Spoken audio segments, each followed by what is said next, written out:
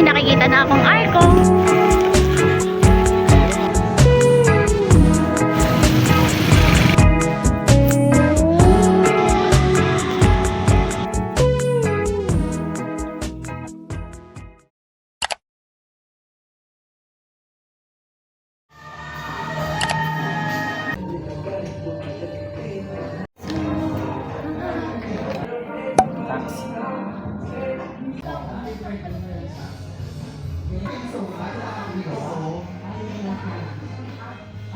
Hey guys, it's already 4 a.m. in the morning and I got up around 11 p.m. kanina kasi umuwi ako from work around 4 p.m. Right after that, natulog ako as in sobrang bagsak na bagsak talaga ako.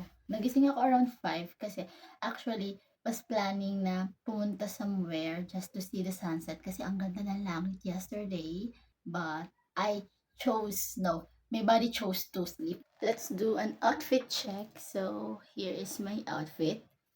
I got this top from thrifting shop and this one is also thrifting shop. This is a baggy jeans.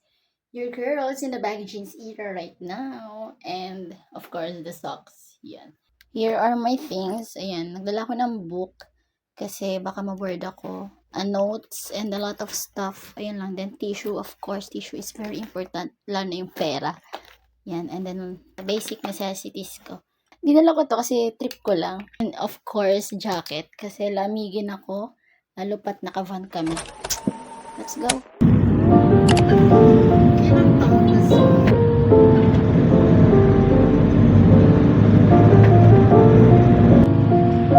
Kaya magsisister kay madami mag-iit.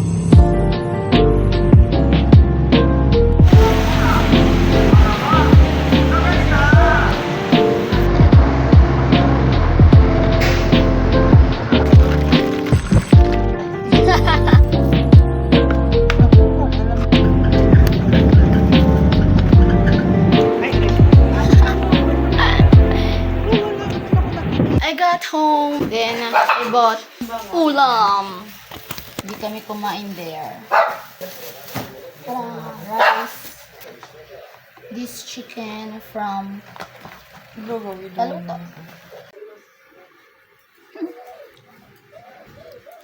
I can fly with bro. Yes naman, ang pogi. Oh.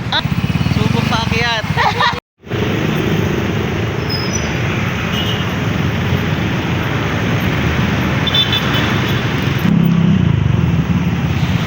Sakto lang. Pero tama ba ito? Di ko sure eh. Baka may labasan naman dyan. Try natin. Why not? Feeling ko meron naman. Mag-waste tayo? Google Map? First time mo lang pumasok dito sa place na to? Ako din eh. Paano yan? Lahat yan meron. Let's go! Sunset! Ang ganda. Guys, pumasok kami sa Eskinita. Hindi namin alam. Yes! We're just following our instinct, and then yung mga motor and yung mga kotse na pumapasok at lumalabas. Pero makakauwi kami. That's for sure. So, nasa na tayo? May pinasukan kami. Parang church. Uy! Makakauwi kami!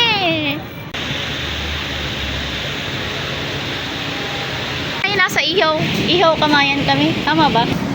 Beef tapa sa'yo. Ay, drinks mo. Fruit tea na kiwi. Masarap yung kiwi. We? Ay, gusto ko yung blueberry. 2 beef tapa po. Tapos yung drinks, isang blueberry tsaka isang kiwi. Parehas na 16 ounce. Nice one! Yes! Kailan ko ba ng toyo?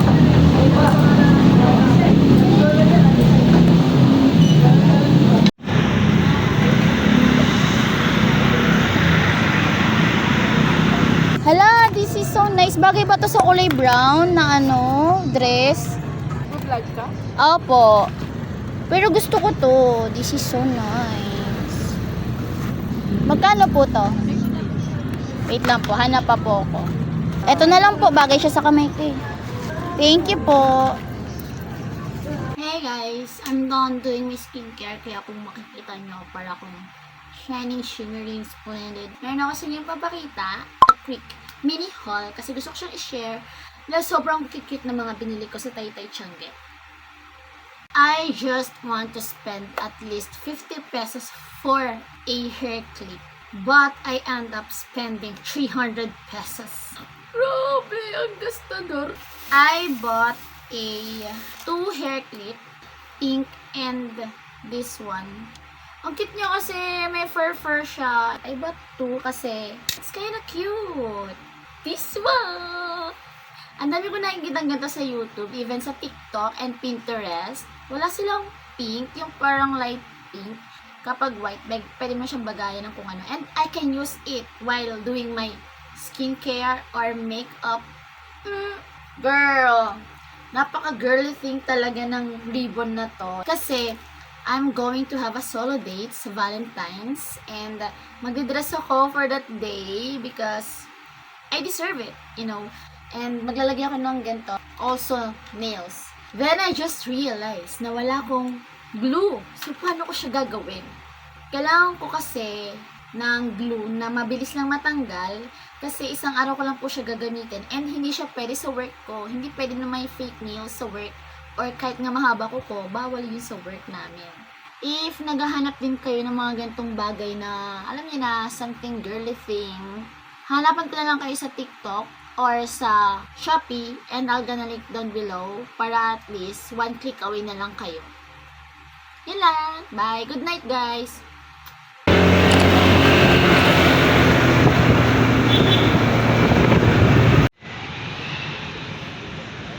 I'm here at Maynila, dito sa may post office building.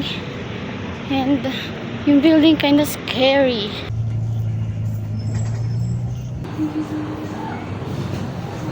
Andito ako ngayon sa Cainta. Pero ang bilis ng biyahe nung galing ako ng Maynila.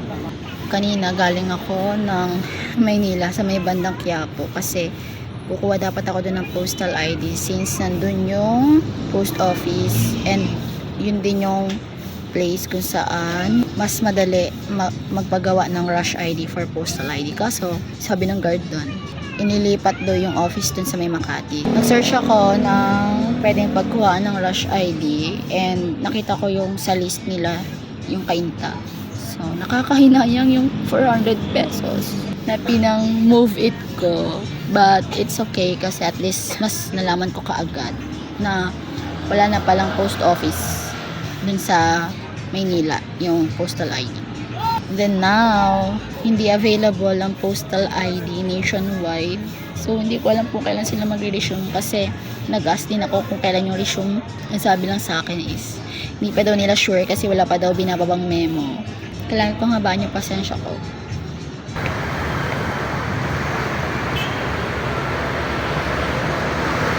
This is my major problem. I don't even know how to remove these fake nails. Ang cute pa naman niya, pero kailangan ko siyang i-remove. One down! Diba? Ang feeling lang. Tanggal ko din siya, isa lang. I'm using an alcohol to remove all of this. Oh my God. Natanggal ko siya, oh my gosh. Thanks to alcohol. Nag-TikTok muna ako bago ko sila tanggalin kasi nangihinayang ako. But anyways, tanggalin na natin. Parang matatanggal yung kuko ko. Alcohol gaming. Ay. Yay! Wala na sila. Safe na tayo for tomorrow's work.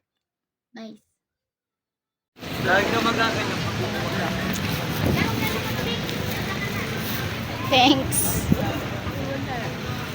Ang plano lang talaga is bumili ng swimsuit but I end up buying also a Crocs. Sana all may asawa. Kada lugar may asawa nga.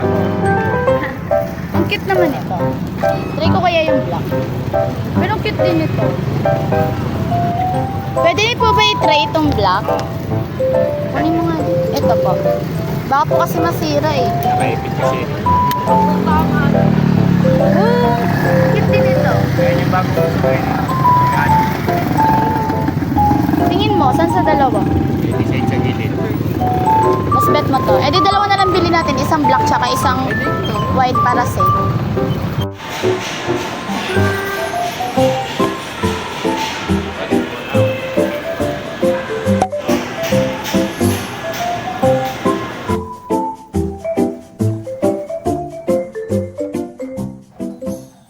I picked this one kasi plain lang and it suits sa every style na pwede kong suotin.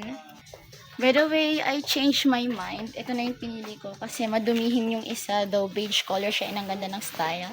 But I prefer this one kasi black, hindi ganong kita kapag nadumihan.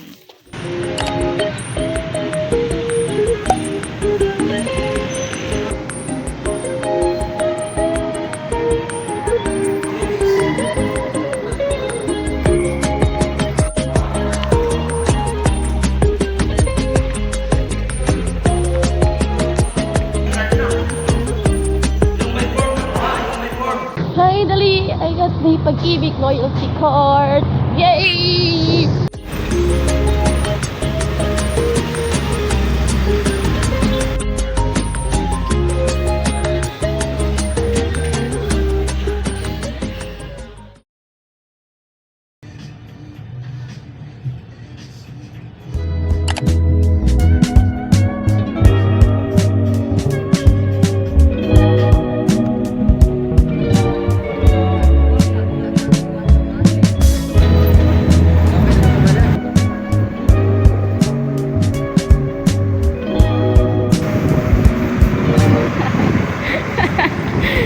Ang lahi na pinanggalingan ko.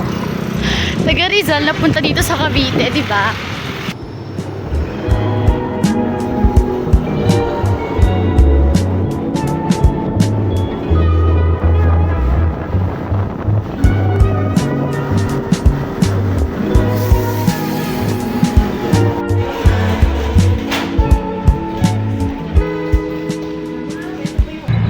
Pauwi na po ako, pero sa Pitex Terminal ako bababa kasi walang available na bus padiretso na Quiapo. Thank you po kay Mr. B sa patikot na nachos.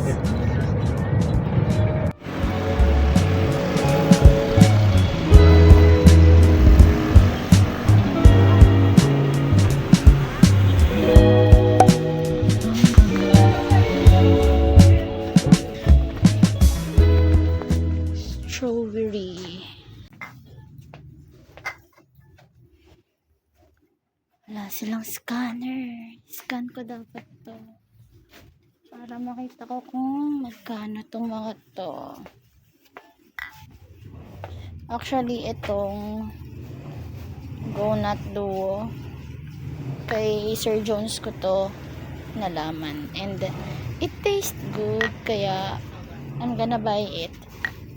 Gusto ko lang malaman yung price ng strawberry jam.